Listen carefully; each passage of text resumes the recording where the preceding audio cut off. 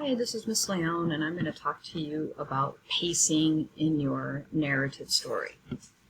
So, a good story doesn't just describe one event after another, with each event taking up exactly the same amount of time. So it does not really look like this.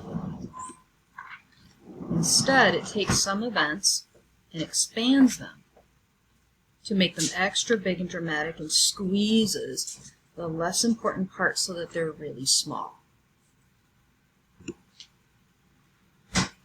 So here's how it looks for the story Frog. It starts with some exposition about why the character never gets to stay at home, and then shows the parents leaving. Next, we see the character eating, dancing, making a mess in the house. This part is a little longer because she's really enjoying her time alone. Next is the biggest part, where she sees the frog, tries a few things to get it out, and finally gets it out. Because this part is the most dramatic, it takes up a big part of the story. Once that's over, she cleans up, gets into her pajamas, and watches TV. So this part isn't so dramatic, so it's quicker. Finally, her parents come home. At this point, the story is just about done, so this part doesn't take a lot of time either. There's another thing you should know about the story. Each of these chunks is done in a different way. The exposition is written as a summary, but the part where the parents decide to leave is done as a full scene, with dialogue and more specific actions. It's like actors have actually come on stage and are acting this part out.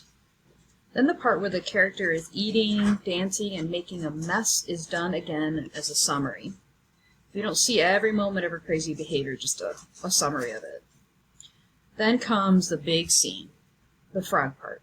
This part is done really slowly, so we feel every minute going by.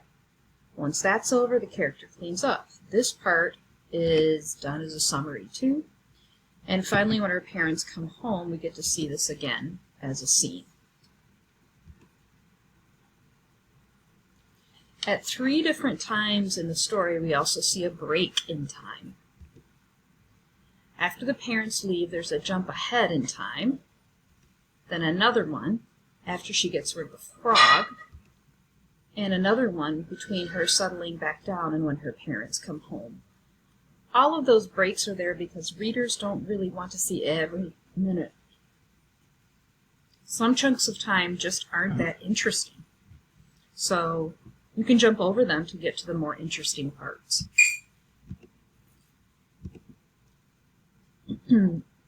So now I want you to think about the story you are writing. You're going to create a diagram like this one, where you plan out which parts are going to be big and which parts are going to be small. I want you to think about which parts will be scenes and which parts you can just summarize and where you might put time breaks. Although the frog example showed scenes and summaries alternating back and forth, you don't necessarily have to do it that way.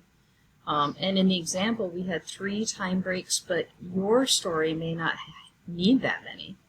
So the whole point is to show you that there are options that many writers use. Okay, so now I want you to try doing this with your story.